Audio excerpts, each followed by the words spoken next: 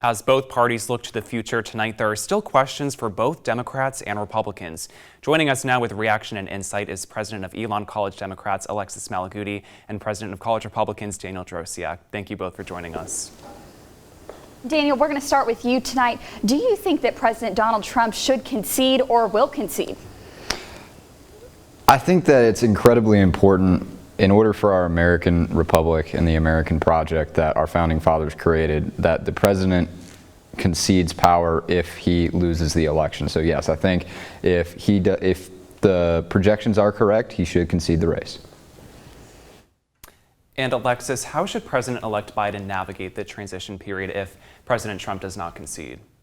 I think Biden should continue on with acknowledging that he won the race. I'm not sure that there's much that he can do to make President Trump concede, but just moving forward as if he won the race, because he did. There's no indication that there was any election fraud.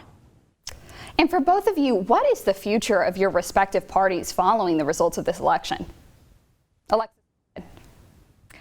I think the future for the Democratic Party, or what I would like to see as the future of the Democratic Party, is embracing progressives a little bit more. I think it was either today or yesterday, John Kasich was saying that progressives were almost cost Biden the race, and that it was thanks to Republicans that Biden won the race, but I think that's incorrect. We saw Republicans increase turnout for Trump from 90% in 2016 to 93% this election cycle.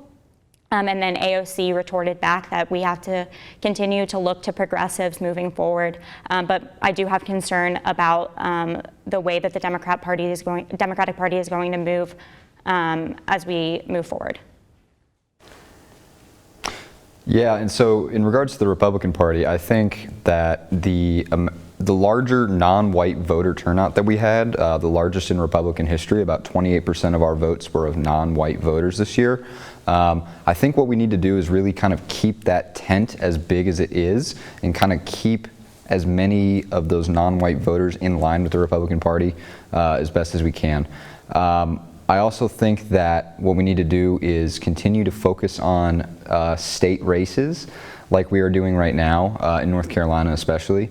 And I also think that what we need to do is potentially soul search, because I personally believe that Trump has brought some very interesting opinions about the Republican Party to America, and I think that the Republican Party really needs to do some soul searching on what the future is going to look like for them. And what do you think Biden's projected win means for our campus community and the surrounding community? Daniel, we'll start with you. Yeah, so for the campus community, I think what I've realized is that there's a lot of excitement around campus. A lot of people are kind of breathing a sigh of relief that Biden won. I think that a lot of college students who are very vocal about their political beliefs are excited that Biden won, and I think that it's going to usher in just an era of calm, and it might even ease the political tension and the political divide between college Democrats and college Republicans on campus. In regards to the community, though, that's where I'm most nervous. Obviously, Alamance County went red, pretty red. We Republicans swept the county commissioner race pretty easily, from what I gathered. I'm more nervous of how they're going to accept it, and I think that it might potentially cause some backlash, and we might see potential violence as a result. And I obviously don't want that violence to happen. I think we need to sit down and really just talk with everybody and just try and really bridge the divide. In terms of campus, I would agree with Daniel that there's been a lot of excitement. My concern is that political engagement will go down and political activism will go down because we have a Democrat a Democrat about to be in office. So that does worry me a little bit. And for the future of college Democrats as a club, I hope people continue to be engaged. And then in terms of Alamance County, I also agree with Daniel.